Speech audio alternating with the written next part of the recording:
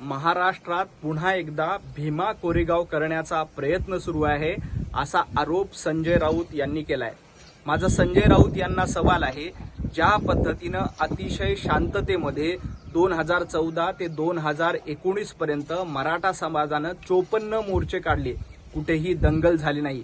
आताही मराठा बांधव मनोज जरांगे पाटील यांच्या नेतृत्वात अतिशय संयमाने आणि शांतपणे आंदोलन करतायत, परंतु हे आंदोलन भडकवण्याची इच्छा संजय राऊत यांची आहे का? हे आंदोलन भडकून संजय राऊत चिथावणी देण्याचा प्रयत्न करतायत का? ज्या पद्धतीनं संजय राऊत म्हणतायत की भीमा कोरेगाव सारखी दंगल या राज्यामध्ये होणार आहेत, तर संजय राऊत यांच्याकडे त्याबद्दलचे पुरावे असतील तर त्यांनी तातडीनं गृह विभागाला दिले पाहिजे, नाहीतर गृह खात्याने तातडीनं संजय राऊत यांची चौकशी करून हे दंगल घडवणारे कोण आहेत याची माहिती घेतली पाहिजे।